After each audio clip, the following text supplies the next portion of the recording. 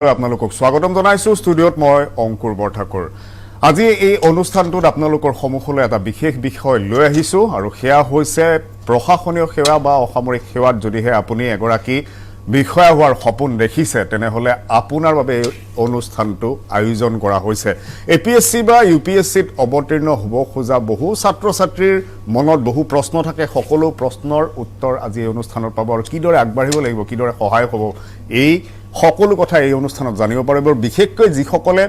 ইউপিএসসিৰ অনুশীলন কৰিবলৈ বিচাৰে যিসকলে ইউপিএসসি পৰীক্ষাত বহাৰ সপোন দেখে বহুতৰে এনে এটা পৰিৱেশ হয় বিশেষকৈ আমাৰ অসমৰ এনে বহু অঞ্চলৰ প্ৰত্যন্ত অঞ্চলতো বহু মেধাৱী ছাত্ৰ ছাত্ৰী আছে যিয়ে দিল্লীলৈ গৈ বা দেশৰ অন্যান্য প্ৰান্তৰ আগশাৰীৰ প্ৰতিষ্ঠানলৈ গৈ শৈক্ষিক প্ৰতিষ্ঠানলৈ গৈ প্ৰশিক্ষণ লোৱাটো সম্ভৱ হৈ নপৰে তেওঁলোকে মনৰে বিচাৰে যে আমি দিল্লীলৈ গৈ প্ৰশিক্ষণ লওঁ বা তাত থাকি আমি সকলো শিকি আহো যাতে পৰীক্ষাত আমি ভালদৰে অৱতীৰ্ণ হ'ব পাৰো কিন্তু বহু ক্ষেত্ৰত সেয়া সম্ভৱ হৈ নুঠে কিন্তু এতিয়া সেয়াও সম্ভৱ হৈ উঠিছে দিল্লীৰ অভিজ্ঞ ফেকাল্টিয়ে আপোনালোকৰ বাবে প্ৰশিক্ষণৰ ব্যৱস্থা কৰিব গুৱাহাটীৰ এটা বিশেষ কেন্দ্ৰই সেই ব্যৱস্থাখিনি আপোনালোকৰ বাবে আগবঢ়াইছে আৰু সেয়া হৈছে বিবেকানন্দ সিভিল সাৰ্ভিস একাডেমি এই একাডেমিটোত এতিয়া আপুনি দিল্লীৰ পৰা অহা ফেকাল্টিৰ জৰিয়তে কেনেদৰে দৰাচলতে ইউপিএসসি বা এপিএসসিৰ বাবে প্ৰস্তুতি আপুনি চলাব সেই সকলো কথা জানিব পাৰিব সকলো কথা এই অনুষ্ঠানটোত কম আমাৰ সৈতে থাকক আধা ঘণ্টা এই আধা ঘণ্টাটো আপোনালোকৰ বাবে যথেষ্ট গুৰুত্বপূৰ্ণ হ'ব এই অনুষ্ঠানটোত মই দুগৰাকী কেৱল ফেকাল্টিকে আমন্ত্ৰণ জনাই অনা নাই এগৰাকী সেন্ট্ৰেল সিভিল সাৰ্ভেণ্টকো মই আমন্ত্ৰণ জনাই আনিছো এগৰাকী যথেষ্ট অভিজ্ঞ সম্পন্ন এগৰাকী শিক্ষককো সকলো কথা এই অনুষ্ঠানত কম প্ৰথমে মই সকলোকে পৰিচয় কৰাই দিব বিচাৰিছো আমাৰ সৈতে আছে ভাৰত আৰু নেপালৰ ৰাষ্ট্ৰীয় আৰু আন্তঃৰাষ্ট্ৰীয় পুৰস্কাৰ প্ৰাপ্ত এগৰাকী শিক্ষক আৰু গহপুৰৰ শংকৰদেৱ শিক্ষা নিকেতনৰ অধ্যক্ষ তথা সদস্য সচিব ডক্টৰ যুগল বৰা ডাঙৰীয়া আপোনাক স্বাগতম জনাইছো অনুষ্ঠানটোলৈ 1985 বেটছৰ সেন্ট্ৰেল সিভিল সাৰ্ভেণ্ট ওনকাৰ কেডিয়া আমাৰ সৈতে আছে আপোনাকো স্বাগতম জনাইছো আমাৰ সৈতে আছে নমস্কাৰ সংকল্প আইএস দিল্লীৰ ফেকাল্টি প্ৰবীণ সিং ডাঙৰীয়া আপোনাকো স্বাগতম জনাইছো আমাৰ সৈতে আছে ধেয়া আইএস একাডেমি দিল্লীৰ ফেকাল্টি অমিত সিং এই দুইগৰাকী ফেকাল্টি কিন্তু দিল্লীৰ বুলি কৈছো যেটো দিল্লীৰ তেওঁলোক সেই প্ৰতিষ্ঠান কেইটাৰ ফেকাল্টি হয় কিন্তু আপোনালোকে পাব বিবেকানন্দ সিভিল সাৰ্ভিস একাডেমিটো কেনেকৈ পাব কি পাব সকলো কথা কম মই আলোচনাৰ মাজলৈ আহিব বিচাৰিছো মই প্ৰথমে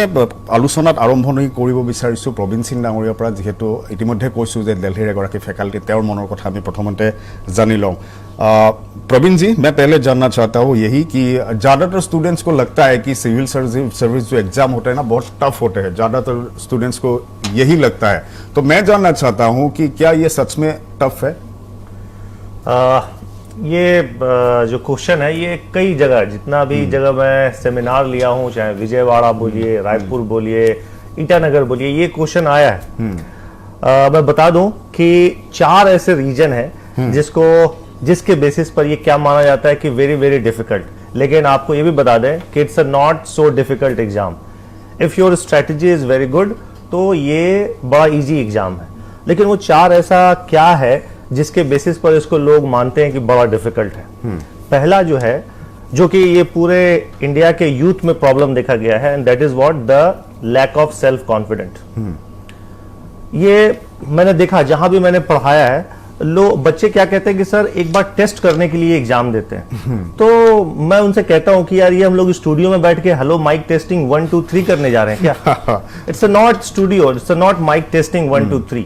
आप यूथ है ना एक जब कोई चाय बेचने वाला भी प्राइम मिनिस्टर बन सकता है तो आप थोड़ा 6-7 घंटा रेगुलर 7-8 महीने पढ़ के आप क्यों नहीं बन सकते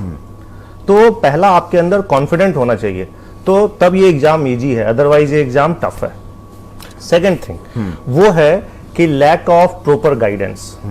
ये बड़ा इंपॉर्टेंट हो जाता है इस एग्जाम में आपको हिस्ट्री पढ़ना है ज्योग्राफी पढ़ना है economy polity science and technology ethics लगभग इंडिया में जितने भी इंपॉर्टेंट सब्जेक्ट हैं एग्रीकल्चर सब पढ़ना है आप किसी एक सब्जेक्ट के मास्टर हो सकते हैं but you cannot be the master of all these subjects और यहीं पर आता है क्या रोल ऑफ गाइडेंस तो इसके लिए हम लोग हैं we are the expert of our own field हमारे तो इतने सारे स्टूडेंट हो चुके हैं सिलेक्शन ले चुके हैं कि हम लोग को याद भी नहीं कि कहां पर वो पोस्टेड है तो proper guidance is very very important. यदि आपको प्रॉपर गाइडेंस मिल गया, एक अच्छा स्ट्रेटजी हो गया, तो आप इजीली इस एग्जाम को क्लियर कर सकते हैं। और जो भी नहीं कर पा रहे हैं उसमें सबसे इंपॉर्टेंट आ जाता है कि उनके पास अच्छा गाइडेंस नहीं है। गाइडेंस आपको मिलेगा तो आपको पता चलेगा अच्छा ये पढ़ना है, ये नहीं पढ़ना है। न्यूज़पेपर को इस तरह से पढ़ा जाता है, इस तरह से नहीं पढ़ा जाता है, इस तरह से नोट्स बनाया जाता है, इस तरह से आंसर लिखा जाता है ना। आंसर राइटिंग एक ऐसा पार्ट होता है जो कि आपको एक जो टीचर है, जो इसमें जो इन्वॉल्व है, जो लोगों को गाइड कर रहा है, वही सबसे अच्छा बता सकता है। और हम लोग तो ऐसा ट्रिक बताते हैं कि नॉर्मल स्टूडेंट से आपको किस तरह से ज्यादा मार्क्स मिले ये आपको पता चल जाएगा। तो this is the second thing. The third is what, third जो है वो है आपका फाउंडेशन। कहा भी जाता है कि बिल्डिंग तभी स्ट्रांग होता है जब उसका फाउंडेशन मजबूत होना चाहिए। तो without solid foundation, without strong foundation आप ये एग्जाम क्रैक नहीं कर पाएंगे। और आप अभी हंसेंगे मेरे ऊपर, मैं आपको बताऊंगा कि फाउंडेशन स्ट्रांग कैसे होता है। ओनली 6 to 12 क्लास एनसीईआरटी, यदि आपने 6 to 12 की एनसीईआरटी को अच्छे से पढ़ लिया है तो आपको मैं बता दूं you are 50 to 60% ready for this particular exam. लेकिन लोग क्या करते हैं, इसको भूल जाते हैं। वो सोचते हैं कि IAS is a very big exam, है ना, मुझे जो है पीजी लेवल का, पीएचडी लेवल का बुक पढ़ना है। बट आपको बता दें कि आप आईएएस बनने जा रहे हो। You are not going to be what the lecturer. आपको पीएचडी होने की जरूरत नहीं है, आपको बस सिर्फ थोड़ा थोड़ा नॉलेज होना चाहिए। तो यदि आपने एनसीईआरटी अच्छे से पढ़ लिया तो आपका जो फाउंडेशन है वो बड़ा स्ट्रांग हो जाएगा। तो this one is the third thing. And the fourth is what, आपको अपना कॉमन सेंस अप्लाई करना है। आपको बुकिश नहीं होना है ना। आप जब भी अपना आंसर लिख रहे हैं तो आपको अपना विजडम अप्लाई करना है ना। आपके आसपास क्या हो रहा है आपको वो ऑब्जर्व करना है और आप उसको अप्लाई करो। ये एग्जांपल देता हूं मैं, मेरा इस साल का स्टूडेंट है Aayush Khare, he got 267th rank. 267th rank लाया। थोड़ा इंटरव्यू में उसका अच्छा नहीं हो पाया, है ना, अदरवाइज वो आईएएस बनता, है ना। लास्ट ईयर, उसके लास्ट ईयर में भी आपको बता दें कि जिस इंस्टीट्यूट में मैं पढ़ाता हूं वहां से एक स्टूडेंट बनती है सृष्टि देशमुख, सी गॉट 5th रैंक। दोनों में कॉमन क्या है कि दोनों ने अपना क्या किया, कॉमन सेंस को अप्लाई किया आंसर राइटिंग में, अपना विजडम को अप्लाई किया, बुकिश नहीं हुए। तो आईएएस बनना है आपको, है ना, आप पूरे डिस्ट्रिक्ट को मैनेज करने जा रहे हैं तो आपको अपना क्या है, दिमाग अप्लाई करना होगा। तो यही चार चीज है। यदि आपने इन चार चीजों को अच्छे से फोकस कर लिया तो this exam is very very easy, otherwise it's a very tough. अगर हम लोग मान ले कि हाँ ये इजी है, इतना टफ नहीं है, लेकिन इजीली कैसे क्रैक करेंगे? यस, अब कैसे क्रैक करेंगे इजी, तो देखिए अभी मैंने आपको फाउंडेशन के बारे में बताया कि आपका फाउंडेशन बहुत अच्छा होना चाहिए। वहां पर आपका गाइडेंस का रोल आता है। वो आपको बताएंगे कि देखो यार ये बुक आपको पढ़ना है। ये एक एग्जांपल, यहां भी मैं एग्जांपल देता हूं। 2 to 3 इयर्स पहले क्वेश्चन आया यूपीएससी के मेंस में अबाउट द इंडेंचर्ड लेबर। मैंने एग्जांपल भी दिया था इंडेंचर्ड लेबर। हमारे असम में भी इंडेंचर्ड लेबर है। उनको कौन है इंडेंचर्ड लेबर? तो झारखंड से, है ना, सेंट्रल इंडिया से मुंडा ट्राइब को भेजा गया था यहां पर टी प्लांट्स में काम करने के लिए। और ऐसा ही इंडेंचर्ड लेबर कहां भेजा गया? कैरिबियन आइलैंड में, है ना। कहां भेजा गया? फिजी आइलैंड में। अब देखिए ये जो क्वेश्चन है, दिस क्वेश्चन का जो आंसर है it is only given in the NCERT. हम लोगों ने पूरा बहुत सारे स्टूडेंट है, कई सारा बुक्स पढ़ लिए, उनको नहीं मिला। और कहां मिला आंसर? तो एनसीईआरटी में। मेरा एक स्टूडेंट है, बार्क का साइंटिस्ट है वो, ऑल्दो वो क्रैक नहीं कर पाया exam. BARC Bhabha Atomic Research Centre का साइंटिस्ट है, वो इंटरव्यू दे रहा था। तो जब ये इसने आंसर लिखा मेंस में, उसके अगले दिन उसने मुझे फोन किया कि सर थैंक यू, आपने बोला कि एनसीईआरटी पढ़ना है। तो एनसीईआरटी आपको अच्छे से पढ़ना है। फिर आपको टीचर जो बताएगा कि इस तरह से न्यूज़पेपर पढ़ना है, इस तरह से आपको नोट्स बनाना है। जैसे हम लोग क्या सोचते हैं कि आईएएस बनने जा रहे हैं ना, तो एक हमारा रूम होगा जो टोटली क्या होगा, लाइब्रेरी होगा। But this is not true. कुछ नहीं, आपको बहुत ही कम बुक्स चाहिए। कम बुक्स चाहिए, उसको मल्टीपल टाइम्स पढ़ना है। और क्या चाहिए आपको पेशेंस चाहिए। आपके अंदर पेशेंस कि ये जो एग्जाम है आपको पहले 7 to 8 मंथ और 9 मंथ आपको प्रिपरेशन में लगेगा। और आपको रेगुलर स्टडी करना है 6 to 7 आवर्स का। वही गवर्नमेंट जॉब करना है आपको और 8 आवर्स का ही आपको स्टडी करना है, उससे ज्यादा का जरूरत नहीं है। और रेगुलर आंसर राइटिंग करना, because answer writing is very very key. और आंसर राइटिंग में हमेशा ग्राफ, मैप और अपना कॉमन सेंस अप्लाई करेंगे। बुकिश नहीं होना। तो यदि आप ये काम कर पाए देन ये एग्जाम आपके लिए बड़ा इजी है और आप फर्स्ट अटेम्प्ट में इस एग्जाम को क्रैक करेंगे। मैंने भी एग्जाम्पल दिया सृष्टि देशमुख का, है ना, फर्स्ट अटेम्प्ट में उसने क्रैक किया। टीना डाबी अभी न्यूज में है, फर्स्ट अटेम्प्ट में उसने क्रैक किया। मेरा जो अभी स्टूडेंट मैंने अभी बताया आयुष खरे, सेकंड अटेम्प्ट में क्रैक किया, फर्स्ट में थोड़ा प्रॉब्लम रह गया। तो देखिए यही है, कितना सिंपल है, और इनके पास कोई डेप्थ नॉलेज नहीं है, ओनली ऑप्शनल पेपर को छोड़कर। মই দৰ্শকসকলক এই কথাকে কম, যিসকল ছাত্ৰ ছাত্ৰীয়ে তেওঁলোকে যদি পৰিকল্পনা কৰিছে যে এই পৰীক্ষাসমূহত আমি অৱতীৰ্ণ হ'ম, তেনেহ'লে প্ৰবীণ সিং ডাঙৰীয়া যিখিনি কথা ক'লে মনত ৰাখক, মনত ভয় নানিব, শংকা নানিব। তেওঁ কোৱা ধৰণে পৰ্যায়ক্ৰমে আপুনি আগুৱাওক, নিশ্চয় আপোনাৰ জীৱনলৈ সফলতা আহিব। মই ডক্টৰ যুগল বৰা, মই এবাৰ আপোনাৰ ওচৰলৈ আহিব বিচাৰিছোঁ। যেহেতু আপোনালোকৰ প্ৰতিষ্ঠানখনৰ ইতিমধ্যে আমাৰ দৰ্শকসকলে জানিছে যে দিল্লীৰ পৰা আপোনালোকৰ ফেকাল্টি আহে, ইয়াত প্ৰশিক্ষণৰ সুবিধাটো আছে,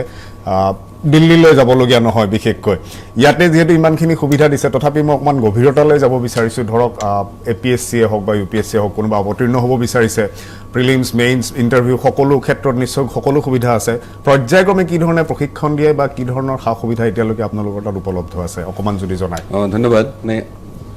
আমি আচলতে এটা ফিলচফিলৈ কাম কৰিছোঁ। আমি লক্ষ্য কৰিছোঁ যে ইণ্ডিয়ান টোটেল পপুলেশ্যনৰ 2.58% reserve for the IAS officer in east state. সেইটো যদি আমি এটা হিচাপ কৰোঁ, তেতিয়া আমি দেখোঁ যে অসমত আমি 25টা বা তাতকৈ বেছি IAS অফিচাৰ পাব লাগে, কিন্তু এতিয়ালৈকে কিমান হোৱা নাই। কাৰণটো কি আমি এনালাইসিস কৰিছো। তো এই এনালাইসিসৰ ওপৰত আমি এটা চিন্তা কৰিছো যে কি ধৰণে এই প্ৰবলেমটো আমি সলভ কৰিব পাৰোঁ। হয়, যে তাৰ হেতু সলভ কৰিবৰ কাৰণে আমি আৰু এটা কথা লক্ষ্য কৰিছো যে এতিয়া যেটো APSC কাৰিকুলাম, APSC কাৰিকুলাম আৰু UPSC কাৰিকুলাম সে একে। হয়, সেই কাৰণে কি আমি যদি UPSC কাৰণে প্ৰিপেয়াৰ কৰাও, APSC কাৰণে প্ৰিপেয়াৰ কৰোঁ, একেবাৰে দুইটা হ'ব। আমাৰ মানে যেটো ৰেট গ্ৰোথ ৰেটটো বাঢ়ি যাব। হয়, হেতু আমি ঠিক কৰিছো। হেতু কাৰণে আমি এনে ধৰণে ভাবিছো আমি আসলতে একাডেমিক মোমেন্ট আৰম্ভ কৰিব খুজিছো। এই একাডেমিক মোমেন্টৰ যেটো আমি আৰম্ভ কৰিব খুজিছো, বৰ্তমান যেটো সিচুৱেচন এটো আমি পথৰ আন্দোলনতকৈ শৈক্ষিক আন্দোলনৰ ওপৰত বেছি গুৰুত্ব দিছো। এটো কৰিবলৈ যাওঁতে আমি আমাৰ ছাত্ৰ ছাত্ৰী দিল্লীলৈ যায়, যিখিনি অৰ্থনৈতিকভাৱে দুৰ্বল তেনেকুৱা বহুত ছাত্ৰ ছাত্ৰী আছে, দিল্লীত গৈ তেওঁলোকে অধ্যয়ন কৰাৰ সুবিধা যিখিনি পাব লাগে সেইখিনি মানে যথেষ্টখিনি এফৰ্ট কৰিব নোৱাৰে। হয়, আমি ঠিক কৰিছো যে আমাৰ ইমানবোৰ ছাত্ৰ ছাত্ৰী দিল্লীলৈ যোৱাতকৈ দিল্লীৰ যিসকল ভাল ভাল ফেকাল্টি, প্ৰবীণ সিং, আমাৰ অমিত সিং ছাৰৰ নিচিনাকে আৰু আগতে বহুত আৰু আছে আমাৰ ফেকাল্টি, তেওঁলোক আমাৰ ইয়ালৈ আহক, আহি ইয়াতে আমাৰ ছাত্ৰ ছাত্ৰীখিনিৰ লগত মানে তেওঁলোকে গাইডেন্স কাউন্সেলিং কৰে। সেইটো আমি সুবিধা কৰিছো। সেইটো সুবিধা কৰিবৰ কাৰণে আমাৰ শৈলজা সংকল্প ট্ৰাষ্ট এটা ট্ৰাষ্ট আছে। শৈলজা সংকল্প ট্ৰাষ্টে এই Vivekananda civil service academy institution establish কৰিছে। অকল হেতুৱে নহয় যে আমি এটো ঠিক কৰিছো, যেতিয়া আমি ক্লাছ যোৱাবাৰ ইয়াৰ আমি মাৰ্চত ফেব্ৰুৱাৰী ষ্টাৰ্ট কৰিছিলো, তেতিয়া আমি এটা কথা লক্ষ্য কৰিছিলো যে আমাৰ ল'ৰা-ছোৱালীখিনি কোৱালিটি আছে, মেৰিট আছে, কিন্তু বেসিক কিছুমান কথা পাহৰি গৈছে। হেতু আমি লক্ষ্য কৰিছো। লক্ষ্য কৰি আমি দেখিছো যে নহয়, এই ছাত্ৰ ছাত্ৰীখিনি আমি তলৰ পৰা প্ৰিপেয়াৰ কৰিব লাগিব। তো ভেৰি বিগিনিং পৰা এটা বেস লাইনটো বনাই আমাৰ প্ৰবীণ সিংয়ে যেটো ধৰণে কৈছে আন্তঃগাঁথনিটো আৰম্ভ কৰিব লাগিব, বেস লাইনটো আনিব লাগিব। তো বেস লাইনটো বনাবলৈ হলে আমি ষ্টুডেন্ট লেভেলৰ পৰা এটো প্ৰিপেয়াৰ কৰিব লাগিব। গতিকে আমি কৰা আন্দোলনটো এনেকুৱা যে ষ্টুডেন্ট লেভেলত এটা স্কুল লেভেলতে যেহেতু 6 to 12 ক্লাছৰ যেটো NCERT কাৰিকুলাম UPSC কাৰণে ব্যৱহাৰ মানে ইউজ হৈছে, হেতু কাৰণে আমি ল'ৰা-ছোৱালীখিনিক তলৰ পৰা প্ৰিপেয়াৰ কৰি নিম। তাৰ কাৰণে আমি এটা এস্টাবলিশ কৰিম। সেই উদ্দেশ্যে আমি Vivekananda civil service academy establish কৰিছো, যেনেকৈ আমি শংকৰদেৱ শিক্ষা নিকেতন এস্টাবলিশ কৰিছো। গতিকে শংকৰদেৱ শিক্ষা নিকেতনৰ লগত আমি এটো ইন্টিগ্ৰেটেড কোৰ্স কৰিছো। এতিয়া আমি তেওঁলোকে ক্লাছত সেই টপিকবোৰ পঢ়িব, তাতে এই ফেকাল্টি সকলে কিন্তু মাজে মাজে গৈ ক্লাছ লয়। আজি তাৰিখতো তেওঁলোকে গৈ আমাৰ ষ্টুডেন্টৰ লগত কাউন্সেলিং এতিয়াৰ পৰা আৰম্ভ কৰিছে। কোৱেশ্চনিং প্যাটাৰ্ন কেনেকা হ'ব, ফৰ্মেল পৰীক্ষাত পাস কৰিবৰ কাৰণে 10 পাস কৰিবলৈ, 12 পাস কৰিবলৈ কেনেকৈ কোৱেশ্চন হ'ব, বিয়ন UPSC পাস ক্ৰেক কৰিবৰ কাৰণে কোৱেশ্চনবিলাক কেনেকুৱা হ'ব, এতিয়াৰ পৰা তেওঁলোকক গাইড দিয়া হৈছে। আৰু তেওঁলোকক এটা বেলেগকে আমি পেৰিয়ড ঠিক কৰি দিয়া হৈছে এটা আমি ইন্টিগ্ৰেট কৰি লৈছো হয় এইখিনি আমি কৰি ভাবিছো আৰু সেই যাত্ৰাটো আমি আৰম্ভ কৰিছো ঠিক আছে মই আৰু বহু কথা পাতিব লগা আছে কিন্তু এই মুহূৰ্তত এটা বিৰতি ল'ব লাগিব এই অনুষ্ঠানটোত আমি এটা বিৰতি ল'ম দৰ্শকসকলে চাই থাকিব কিয়নো এই অনুষ্ঠানটোত আৰু বহু গুৰুত্বপূৰ্ণ কথা বিশেষকৈ সেই সকল ছাত্ৰ ছাত্ৰী বা অভিভাৱকৰ বাবে আছে যিসকল ছাত্ৰ ছাত্ৰী ভাবিছে যে ইউপিএছচিত বহিম বা পিতৃ মাতৃ ভাবিছে যে নিজৰ সন্তানটিক এনে প্ৰতিযোগিতামূলক পৰীক্ষাত অৱতীৰ্ণ কৰাম তেনেহ'লে এই অনুষ্ঠান আপোনালোকৰ বাবে খন্তেক বিৰতিৰ পিছতে পুনৰ আমি এই আলোচনা অব্যাহত ৰাখিম এটা वेरिफिकेशन जिंदगी ख्वाबों की दास्तां है आपका परफेक्ट घर बनाने का ख्वाब हम बरसों से पूरा करते आए हैं इस संकट की घड़ी में आप भले ही 4 दीवार में बंद हैं पर आपका ख्वाब तो आजाद है इसलिए आप ख्वाब देखते रहिए और हम उन्हें पूरा करते रहेंगे और फिर से शुरुआत होगी एक नए सफर की cementing dreams for a new beginning Amrit cement healthy cement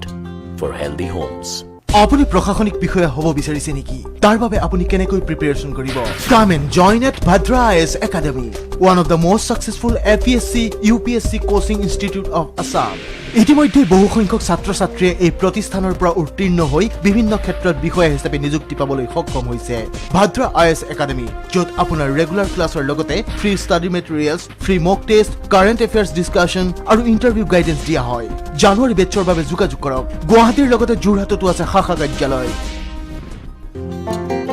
जिंदगी ख्वाबों की दास्तां है आपका परफेक्ट घर बनाने का ख्वाब हम बरसों से पूरा करते आए हैं इस संकट की घड़ी में आप भले ही 4 दीवार में बंद हैं पर आपका ख्वाब तो आजाद है इसलिए आप ख्वाब देखते रहिए और हम उन्हें पूरा करते रहेंगे और फिर से शुरुआत होगी एक नए सफर की cementing dreams for a new beginning Amrit cement healthy cement for healthy Holmes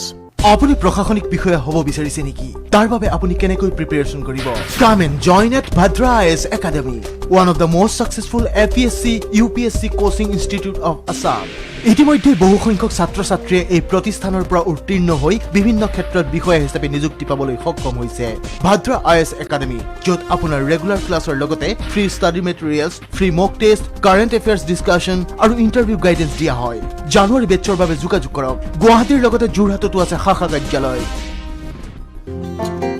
जिंदगी ख्वाबों की दास्तां है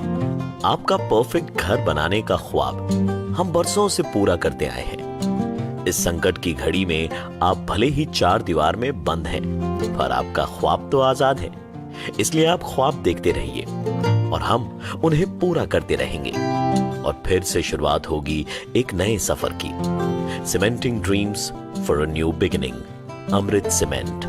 healthy cement for healthy homes আপুনি প্ৰশাসনিক বিষয়া হ'ব বিচাৰিছে নেকি তাৰ বাবে আপুনি কেনেকৈ প্ৰিপাৰেচন কৰিব কাম and join at Vadra IS academy one of the most successful APS-C UPSC coaching institute of Assam ইতিমধ্যে বহু সংখ্যক ছাত্ৰ ছাত্ৰীয়ে এই প্ৰতিষ্ঠানৰ পৰা উত্তীৰ্ণ হৈ বিভিন্ন ক্ষেত্ৰত বিষয়া হিচাপে নিযুক্তি পাবলৈ সক্ষম হৈছে ভাদ্ৰা আইএছ একাডেমি য'ত আপোনাৰ ৰেগুলাৰ ক্লাছৰ লগতে ফ্ৰী ষ্টাডি মেটেৰিয়েলছ ফ্ৰী মক টেষ্ট কাৰেণ্ট এফেয়াৰ্ছ ডিছকাশ্যন আৰু ইণ্টাৰভিউ গাইডেন্স দিয়া হয় জানুৱাৰী বেটছৰ বাবে যোগাযোগ কৰক গুৱাহাটীৰ লগতে যোৰহাটতো আছে শাখা কাৰ্যালয় जिंदगी ख्वाबों की दास्तां है आपका परफेक्ट घर बनाने का ख्वाब हम बरसों से पूरा करते आए हैं इस संकट की घड़ी में आप भले ही 4 दीवार में बंद हैं पर आपका ख्वाब तो आजाद है इसलिए आप ख्वाब देखते रहिए और हम उन्हें पूरा करते रहेंगे और फिर से शुरुआत होगी एक नए सफर की cementing dreams for a new beginning Amrit cement healthy cement for healthy homes আপুনি প্ৰশাসনিক বিষয়া হ'ব বিচাৰিছে নেকি তাৰ বাবে আপুনি কেনেকৈ প্ৰিপাৰেচন কৰিব কাম and join at Vadra IS academy one of the most successful APS-C UPSC coaching institute of Assam ইতিমধ্যে বহু সংখ্যক ছাত্ৰ ছাত্ৰীয়ে এই প্ৰতিষ্ঠানৰ পৰা উত্তীৰ্ণ হৈ বিভিন্ন ক্ষেত্ৰত বিষয়া হিচাপে নিযুক্তি পাবলৈ সক্ষম হৈছে ভাদ্ৰা আইএছ একাডেমি য'ত আপোনাৰ ৰেগুলাৰ ক্লাছৰ লগতে ফ্ৰী ষ্টাডি মেটেৰিয়েলছ ফ্ৰী মক টেষ্ট কাৰেণ্ট এফেয়াৰ্ছ ডিছকাশ্যন আৰু ইণ্টাৰভিউ গাইডেন্স দিয়া হয় জানুৱাৰী বেটছৰ বাবে যোগাযোগ কৰক গুৱাহাটীৰ লগতে যোৰহাটতো আছে শাখা কাৰ্যালয়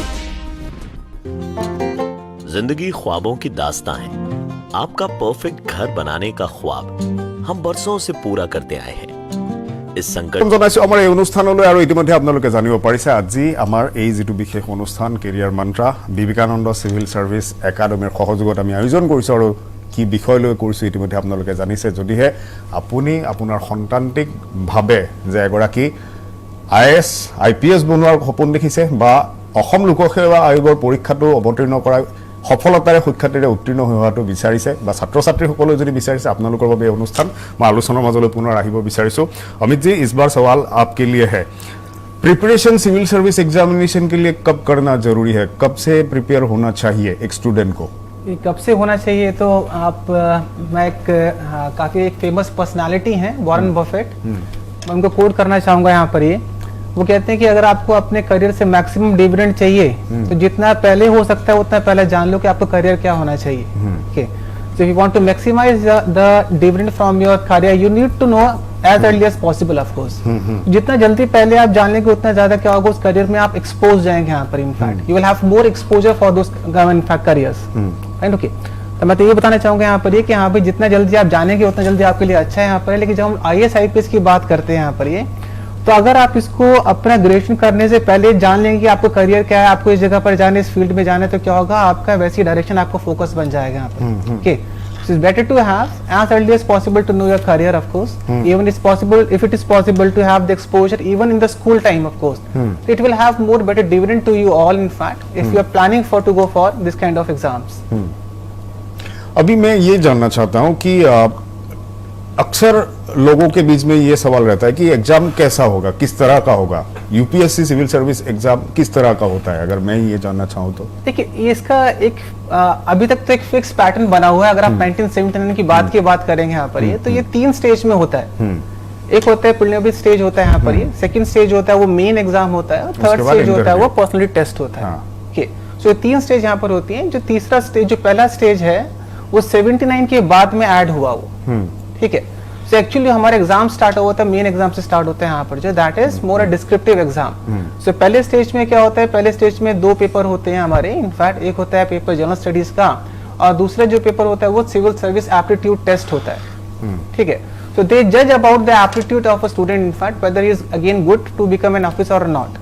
तो ये चेक करा जाता है यहाँ पर ये so when you qualify this exam move into the second stage that is the main exam right so now in case of UPSC we're having 9 papers in case of main exam but in case of APSC it is having 10 papers तो एक paper यहाँ पर add हो गया इसका आसाम का जो general knowledge है वो वाला पेपर आपको यहाँ ऐड हो गया यहाँ पर ही and thereafter when you qualify this main exam you move into the personality test exam that is more interview ठीक है तो उसमें आपको पर्सनालिटी को टेस्ट करते हैं जज करते हैं भाई आप इनफैक्ट कितना इस इंटरव्यू स्टेज को कैसे आप इजीली क्वालिफाई करते हैं यहाँ पर इनफैक्ट ये तो ऐसा करने के बाद जब ये 3 स्टेज में जब ये लास्ट के 2 स्टेज के अगर आप नंबर को ऐड करते हैं अगर आप उस कट ऑफ को क्रॉस करते हैं आप जो है then you can qualify this exam and become a good administrator ঠিক আছে মই সোনকাল কেৰিয়া ডাঙৰীয়া আপোনাৰ ওচৰলৈ হৈছোঁ 1985 বেটছৰে আপুনি এগৰাকী চেণ্ট্ৰেল চিভিল সাৰ্ভেণ্ট গতিকে আপোনাৰ অভিজ্ঞতাটো যিসকল ছাত্ৰ ছাত্ৰীয়ে প্ৰস্তুতি চলাব বিচাৰিব তেওঁলোকৰ বাবে যথেষ্ট গুৰুত্বপূৰ্ণ ইউপিএসসি হওক বা এপিএসসিৰ বাবে প্ৰিপাৰেচন কেনেদৰে আগবাঢ়িব লাগিব ষ্টুডেণ্টছ মানে শিক্ষাৰ্থীসকলে কিদৰে পৰ্যায়ক্ৰমে আগবাঢ়াটো উচিত মই তো ভাবো যেনেকুৱা আমাৰ আগৰ বক্তাবিলাকে কৈছে হয় কঠোৰ পৰিশ্ৰম তো আমি কৰিবই লাগিব নিশ্চয় মই নিজৰ যদি উদাহৰণ দিওঁ মই প্ৰতিদিনে 9 ঘণ্টাকে কমেও মই পঢ়া শুনা কৰিছিলো হয় কিন্তু মই ভাবো 9 ঘণ্টা যথেষ্ট এটলিষ্ট মোৰ কাৰণে যথেষ্ট আছিল দ্বিতীয় কথাটো মই কম যে কেৱল পৰীক্ষাৰ আগতে পঢ়িলে নহব যে 2 মাহ মান পঢ়িলো আৰু পাস কৰিলো ক্লিয়াৰ কৰিলো হয় এটো এটা সাস্টেইনড প্ৰিপাৰেচন হ'ব লাগিব হয় আৰু থাৰ্ড কথা যেটো মই ক'ব খুজিছো যে এটো আমাৰ স্মাৰ্ট প্ৰিপাৰেচন হ'ব লাগিব কেনে ধৰণৰ পেপাৰস কোৱেশ্চন পেপাৰস আছে আমাৰ কি ষ্ট্ৰেংথ আছে কি উইকনেস আছে এটো আমি চাব লাগিব আৰু সেই হিচাপে আমি প্ৰিপাৰেচন কৰিব লাগিব আৰু ফৰ্থ কথা যে আমাৰ এটা সেলফ কনফিডেন্স আমাৰ হ'ব লাগিব আমাৰ হয়তো কেতিয়াবা অসমৰ যিবিলাক ল'ৰা ছোৱালী আছে তেওঁলোকে ভাবে যে দিল্লীৰ ল'ৰা ছোৱালী বিলাকে বেছি জানে নেকি তেওঁলোকৰ এক্সপোজাৰ বেছি গতিকে তেওঁলোকৰ কিবা এডভান্টেজ আছে নেকি মই নাভাবো তেনেকুৱা আছে মই ভাবো আমাৰ অসমৰ ল'ৰা ছোৱালী বিলাক কোনোমতে কম নহয় তেওঁলোকৰ সেলফ কনফিডেন্স যিকোনো মানুহে যেতিয়া বহে পৰীক্ষাত তাৰ সেলফ কনফিডেন্স হ'ব লাগে আৰু কঠোৰ পৰিশ্ৰমৰ যেতিয়া মই কথা কওঁ আমি মাজে মাজে কঠোৰ পৰিশ্ৰমৰ পৰা বিৰতিও ল'ব লাগিব কাৰণ মাইণ্ডক অলপ ৰেষ্টও দিব লাগিব যেনেকৈ মই আপোনাক কওঁ যে মই এনেকুৱাকৈ কৰিছিলোঁ মই 9 ঘণ্টা ডেইলি পঢ়িছিলোঁ ৰবিবাৰে মই হাফ ডে মই ৰেষ্ট কৰিছিলোঁ ৰবিবাৰে মই মোৰ ইণ্টাৰেষ্ট পাৰ্চু কৰিছিলোঁ চিনেমা শ্ব' হওক বা মিউজিক হওক বা গান হওক যাৰ যিটো পচন্দ হয় সেইটো কৰা খুবেই দৰকাৰ নহ'লে মই ভাবোঁ যে যদি কেৱল কিতাপৰ লগত বিজি হৈ থাকে আৰু সকলো সময়তে পঢ়িয়ে থাকে তেতিয়াহ'লে হয়তো এটা নাৰ্ভাছনেছ ছেট ইন হয় গতিকে এই কাউণ্টাৰ বেলেঞ্চিং দৰকাৰ কিছু প্ৰয়োজন হয় যথেষ্ট সুন্দৰ কথা কৈছে আৰু এই যিবোৰ পৰামৰ্শ ইতিমধ্যে অভিজ্ঞ ব্যক্তিসকলে জনাইছে আপোনালোকৰ সন্মুখত পৰামৰ্শখিনি ভালদৰে মানক নিশ্চয় আপোনাৰ জীৱনলৈ সফলতা আহিব মই ডক্টৰ যুগল বৰা ডাঙৰীয়া আপোনাৰ ওচৰলৈ আহিছোঁ মই জানিব বিচাৰিছোঁ আমি প্ৰস্তুতিৰ কথা ক'লে সাধাৰণতে আমি স্কুলৰ পৰ্যায়টোলৈ নাভাবোঁ তথাপি মই জানিব বিচাৰিছোঁ যে স্কুল পৰ্যায়ৰ যদি শিক্ষাৰ্থীসকলৰ কথা মই জানিব বিচাৰোঁ APSC হওক বা UPSCৰ পৰীক্ষাতে হওক বা যিকোনো প্ৰতিযোগিতামূলক পৰীক্ষাত অৱতীৰ্ণ হ'ব পৰাকৈ স্কুলৰ ছাত্ৰ ছাত্ৰীসকলে প্ৰস্তুতি কৰিব পাৰেনে যদি পাৰে কি ধৰণে আমি পৰিকল্পনা কৰিব লাগিব এইটো ক্ষেত্ৰত মই তাৰ আগতে এটা কথা কওঁ যে অসমৰ ডেভেলপমেণ্টৰ যদি বিচাৰে অসমৰ ছাত্ৰ ছাত্ৰী দিল্লীত বহিব লাগিব IAS অফিচাৰ হিচাপে আৰু অসমৰ ছাত্ৰ ছাত্ৰী যেতিয়া UPSC ক্ৰেক কৰি দিল্লীত বহিব তেতিয়া অসমৰ উন্নতি হ'ব এইটো আমাৰ এটা ফিলচফি সেইকাৰণে আমি ছাত্ৰ ছাত্ৰীখিনিক তলৰ পৰাই প্ৰিপেয়াৰ কৰিম কেনেকৈ প্ৰিপেয়াৰ কৰিম ক্লাছ 6ত সিহঁতৰ যেতিয়া যিখন ছ'চিয়েল চায়েন্স টেক্সট বুকছ আছে তাত যিখিনি কণ্টেণ্ট আছে থৰলি কনচেপ্ট ল'ব লাগিব অলপ আগতে কৈছো যে কুৱেশ্যন আনসাৰ পেটাৰ্ণ ইয়াতে শিকিব লাগিব আৰু সেইকাৰণে আমি কি কৰিছো যে ইন্টিগ্ৰেটেড কৰিছো ইন্টিগ্ৰেটেড মানে নট অনলি ফৰ UPSC আমি নীট এণ্ড JW কাৰণেও প্ৰিপেয়াৰ কৰোঁ আচ্ছা মানে কোনোবাই যদি চিকিৎসক অভিযন্তা হোৱাৰো সপোন দেখিছে তেওঁলোকৰ কাৰণে সেইটো আমি সেইটো প্ৰভিজন ৰাখিছো আৰু অলৰেডি আমি বাহিৰৰ যে কোটাৰ ফেকাল্টি দি আমি অনলাইন ক্লাছ কৰিছিলো এতিয়া অফলাইন কৰাম এই মাত্ৰ অলপ আগতে আমি মোচনৰ লগত টাই আপ কৰিছো যে তেওঁলোকে গৈ আমাৰ তাত ফিজিক্যালি ক্লাছ ল'ব আৰু এইখিনি ব্যৱস্থা ল'ব আমি সেই কাৰণে আমাৰ ছাত্ৰ ছাত্ৰীখিনিক অলপ বেলেগ ধৰণে আমি কৈছো যে এটা আন্দোলন আৰম্ভ হওক শৈক্ষিক আন্দোলন আৰম্ভ হওক যাৰ জৰিয়তে অসমৰ উন্নয়নৰ কাৰণে তেওঁলোকৰ ব্যক্তিগত আৰু আমাৰ ৰাজ্যখনৰ দেশখনৰ উন্নয়নৰ কাৰণে আগবাঢ়ি যাওক এই পৰিকল্পনাটো আমি আগবাঢ়িছো আৰু তাৰ কাৰণে আমাৰ গোটেই ৰুটিন ৱৰ্কটো বনোৱা হৈছে সেই ধৰণে যে আমি এনেকুৱা ধৰণে কৰিছো যে তেওঁলোকক আমি এথিক্সৰ ক্লাছো দিছো আনকি গতিকে তেওঁলোকে এথিক্স শিকিব লাগিব আজিকালিতো অলপ এথিক্সটো কমি গৈছে নহয় আমি সকলোৱে লক্ষ্য কৰিছো এথিক্সটো শিকিব লাগিব গতিকে তেওঁলোকে অকল কণ্টেণ্ট জানিলেই নহ'ব তেওঁ এজন ভাল বিষয়া বুলি হ'বলৈ হ'লে তেওঁ সকলো ফালৰ অলৰাউণ্ড এৰিয়াত ডেভেলপ হ'ব লাগিব সেইটো আমি প্ৰভিজন ৰাখিছো মই অনুষ্ঠান সামৰিব হৈ আহিছে সময় একেবাৰে কমি আহিছে তথাপি শেষত মই এবাৰ আৰু এটা প্ৰশ্ন মই প্ৰবীণজী मैं आपसे जानना चाहता हूँ as a senior faculty parents का किस तरह का आप कॉर्पोरेशन चाहते हैं क्या रोल होना चाहिए पेरेंट्स का यस देखिए ये जो एग्जाम है अभी सर भी बता रहे थे कि इंटीग्रेटेड है तो इंटीग्रेटेड में पेरेंट्स का भी रोल है टीचर्स का भी रोल है बट पेरेंट्स का बड़ा इंपॉर्टेंट रोल है जैसे आपका लड़का या लड़की यदि पहले एग्जाम में पहले प्रीलिम्स में फेल हो रहा है दूसरे बार भी फेल हो रहा है तो आपको अपने ना चिल्ड्रन पे कॉन्फिडेंस होना चाहिए उनसे बात करना चाहिए कि यार बेटा या बेटी कहाँ प्रॉब्लम हो रहा है क्या इशू हो रहा है आप अपने टीचर्स के साथ बात करो क्या इशू है आप मुझे बताइए तो पेरेंट्स को यहाँ पर काफी कोऑपरेटिव होना चाहिए और उनके साथ हमेशा क्या है बातचीत करते रहना चाहिए कि तभी मालूम चलेगा कि अच्छा कि हमारे फादर को हमारे ऊपर बिलीफ है हमारे ऊपर कॉन्फिडेंट है और ये हम लोग को सीखना है कि लाइफ का पार्ट होता है अप एंड डाउन जैनिज्म में मैं आर्ट एंड कल्चर का टीचर हूं जैनिज्म में भी टाइम का भी फेज होता है अप एंड डाउन उत्सर पीनी अवसर पीनी तो ये लाइफ में पार्ट है ना तेंदुलकर ने भी 9 इनिंग जो है वो क्या है कभी 0 में आउट हो रहा है कभी 5 में आउट हो रहा है बट 2004 सिडनी में उसने 200 प्लस कर दिया और आज देखे जो रूट यहाँ आके पहले ही में 100 टेस्ट खेल रहा है 200 प्लस कर दिया तो ये क्या है कॉन्फिडेंट होना चाहिए तो पेरेंट्स को ग्रूम करना है अपने बच्चों को ये जो है पेरेंट्स का रोल होना चाहिए মই আপোনাক এটা কথা ক'ব খুজিছোঁ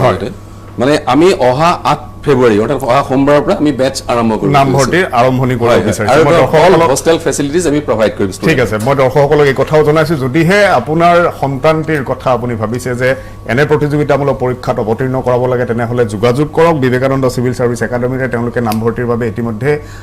8 ফেব্ৰুৱাৰীৰ পৰা প্ৰক্ৰিয়াসমূহ আৰম্ভণি কৰিব আৰু থকাৰ ব্যৱস্থা তেওঁলোকে হোষ্টেল ফেচিলিটিও আৰম্ভ কৰিছে গতিকে চিন্তা কৰিবলগীয়া নাই এই অনুষ্ঠানটোত ভাগ লোৱাৰ বাবে ডক্টৰ যুগল বৰা ডাঙৰীয়া ওমকাৰ কেতিয়া ডাঙৰীয়া প্ৰবীণ সিং ডাঙৰীয়া আৰু অমিত সিং ডাঙৰীয়া আটাইকেইজনক ধন্যবাদ জনাইছো আৰু সকলোলৈ এই আহ্বানটো জনাইছো যে এওঁলোকে অভিজ্ঞ ব্যক্তিসকলে যিখিনি পৰামৰ্শ আগবঢ়ালে সেই পৰামৰ্শখিনি গুৰুত্ব সহকাৰে লওক নিশ্চয় সফলতা আপোনাৰ ঘৰলৈ আহিব আজিৰ এই বিশেষ অনুষ্ঠানটো ইয়াতে সামৰিছো ধন্যবাদ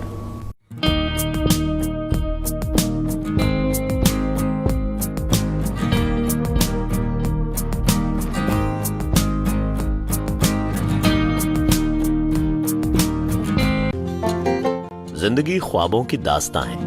आपका परफेक्ट घर बनाने का ख्वाब हम बरसों से पूरा करते आए हैं इस संकट की घड़ी में आप भले ही 4 दीवार में बंद हैं पर आपका ख्वाब तो आजाद है इसलिए आप ख्वाब देखते रहिए और हम उन्हें पूरा करते रहेंगे और फिर से शुरुआत होगी